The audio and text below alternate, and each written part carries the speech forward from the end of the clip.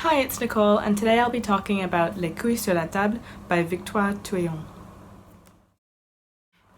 The book, whose title can be translated as The Balls on the Table, is from a podcast of the same name, and the podcast explores masculinity, or I should say masculinities, because there are many of them, and it looks at masculinity through a feminist lens. I would say that this book is for anyone, but no book is ever really for everyone, so already self-declared feminists will enjoy it, as well as non-feminists who are interested in knowing more about feminism and why there are still feminists kicking up a fuss. The focus on masculinity is also interesting because although feminism addresses a lot of gender issues, it obviously skews heavily towards focusing on women, and I don't think that there is a lot of attention paid to men and masculinity specifically. I am aware that there are authors from previous feminist waves, such as Bell Hooks, who talks about men and how we treat men and how we raise men, and people like Emma Watson, who championed the He for She campaign, which tries to get men on board with feminism and understanding it. I still feel like those things don't get as much into the meat of this idea of masculinity and how we focus on them or not. The podcast obviously focuses on loads of different aspects of masculinity, and every episode is dealing with a different question or a different subject, but the book is not just some sort of summary of each of these episodes or anything. It draws from the breadth of those subjects, but it also sets out to tackle 3 specific questions. The book's first concern is why everywhere in the world are violent acts primarily committed by the male gender. Secondly, it seeks to look into the stereotypes and demands of virility. Thirdly, it's looking to understand the domination of certain men over other men and the prioritization of certain types of masculinity over other types of masculinity. The book isn't necessarily trying to answer concretely all of these questions, and it certainly couldn't definitively answer all of these questions, but I think it's important that the questions are asked in the first place and the discussion is opened and we start to think about what these things all mean. The book talks about how virility is apart from both masculinity and femininity, and also it is part of each of them. So you can have a woman that's highly virile the same way that you can have a man that is highly virile. It doesn't belong to either masculinity or femininity. And interestingly, masculinity and femininity can only exist in relation to each other, whereas virility can exist on its own. So there is no such thing as masculinity without femininity, and vice versa.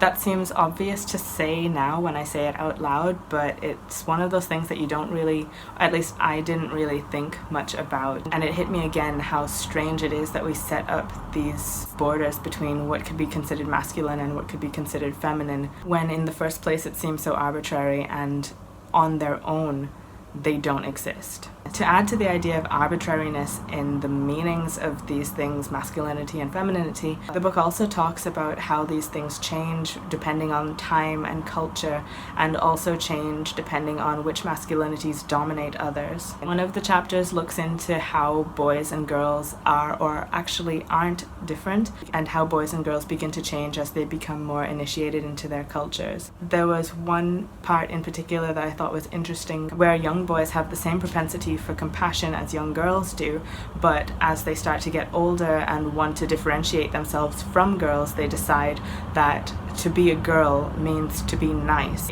and to differentiate themselves they decide that being a boy means being mean, and they start to act out at this young age. And this seems to be something that we see quite a lot in Western culture, and I'm sure in other cultures as well, but maybe it manifests differently in other cultures. This book in particular is dealing with Western cultures, and more specifically dealing with French culture, but I feel like I was seeing a lot of the things that she was talking about play out in the other Western cultures that I am aware of. I feel it's important to note here that these are not just personal opinions that are being put forward. She's actually done quite a lot of research into the behavior of boys and girls and men and women and societal trends, and she's read a lot of articles and books on the topic, and all of the sources are throughout the book in case you wanted to do your own further reading and see if you feel that she interpreted that information wrongly. You can do that.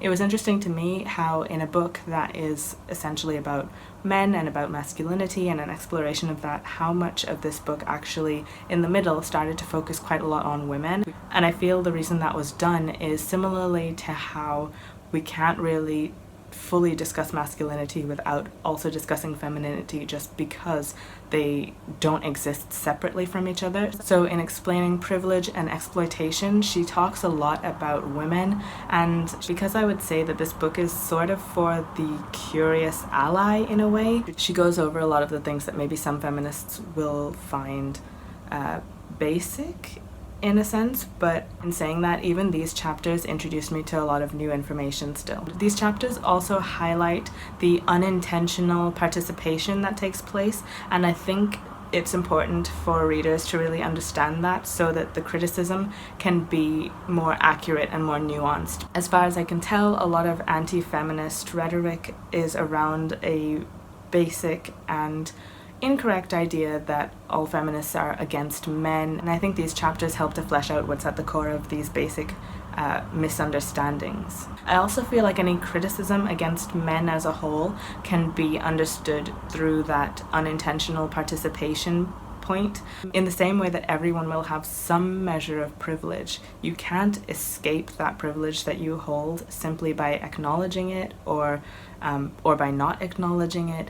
It's just going to be there, and it's important to make note of it, and it's important to understand how that is affecting the way that you live and how it is potentially affecting the way that other people are able to live. And just by acknowledging that that's there doesn't mean that it's some sort of harsh critique on you. For example, I'm not offended to be told that I have able-bodied privilege or that I have heterosexual privilege. Equally, I'm aware of the privileges that I don't have, and it helps us to understand each other better, and I think it helps us to get closer to each other in a way where we can move forward more equitably. I'd like to take a moment here to say that the next part of this book could potentially be quite triggering to some people, but I'm not getting into anything too explicit here. I'm just going to be talking about that section of the book. There is a portion of the book that is dedicated to looking at sexual violence, and I found it really interesting. She tries to drive home the point that people who commit sexual violence should not really be dismissed as just monsters, and that actually makes it more difficult to combat the problem. We need to understand instead that these are oftentimes everymen, in the sense that they can be anybody, people that we know and love and think very highly of, but for whatever reason, probably societal conditioning, there is sometimes the tendency to downplay the needs and priorities and comfort of others, and in certain situations those things can lead to dangerous places. Looking at cases like Aziz Ansari and Louis C.K., who were formerly thought of as being feminist or woke, I think we can see from those cases alone how it's not just a cut and dry thing where these people are monsters and these people are woke. It's much more complex than that, and I think a lot of it does have to do with conditioning and society, and there can be some level of misunderstanding in these interactions, and that can be very unhealthy. And she talks a lot about how our society creates this huge gap between what is going on for men in these situations versus what is going on for women in these situations. I want to make note here as well that there are some gross generalizations in when I am occasionally saying men and women. What I found really insightful in this chapter in particular was her inclusion of two separate instances of men admitting to having raped a woman, and hearing that perspective, I think for one, made you really see that it's not so easy to just say this person is a monster and they're just psychotic and only a certain type of crazed maniac would do this stuff, because what is actually going on is that these are normal people functioning normally in the society that we have built, and this kind of thing can happen fairly easily because of the way that we are training people to think based on arbitrary categories that we've put them in, and that is necessarily going to cause conflict, confusion, and hurt. She leaves the book on a positive note, I suppose, looking to the future rather than miring ourselves even more into all of the problems that we have to address, and she talks about how we would address these issues and make things better going forward. There are lots of suggestions, but she also says that there's no one way to do this and there's no concrete answer. And she also looks at what it means to be an ally. Hosting the podcast, she gets a lot of men asking her, how do I be a better ally? And I think she kind of flips it back onto them, asking them essentially to do their own research as well and get them to do the legwork to figure out what it means to be a good ally. However, she also does talk about different starting steps in this book, about how we can get to a better place and how allyship can be stronger. At the end of every chapter, there was also an excerpt from the transcript from a relevant episode of the podcast. And even though I'm a regular listener of the podcast, French is my second language, and listening in particular I find sometimes quite difficult. And so there were certain things that I'd missed, so I was glad that I could catch up in a way by reading the transcripts here. It also helped to further deepen the discussion by having her interview somebody knowledgeable on each topic and be able to go further than just what she was reading essentially and gathering and then responding to. It became this dynamic where she was having a back and forth, and sometimes new things would be presented that wouldn't have otherwise been presented. Now, aside from the obvious sources that are throughout the entirety of the book, I really value the fact that she has a section for resources for further learning, as well as a catalogue of all of the first 46 episodes, because I think this book came out after around the 46th episode of the podcast that was out, and there's a catalogue at the back saying what each episode is about, so you can listen to the episodes that sound the most interesting to you, or even to see which episodes she had taken excerpts from for the book. If it's not obvious to you already, I really enjoyed the book and I gained so much from it, and I'm really grateful that I read it. It's a shame that it's only in French at the moment, and it's also kind of a shame to me that the book had to be crowdfunded in the first place to exist, because I guess publishers didn't feel like there would be enough demand for it, but actually there was huge demand for it, and I think they might be looking to have translations of the book, certainly in English. I don't know when that would be happening if it were to actually happen, but as soon as it does, I'm definitely going to be buying a copy for just about every one of my friends. The book is absolutely fantastic quality. Appropriately, it has French flaps,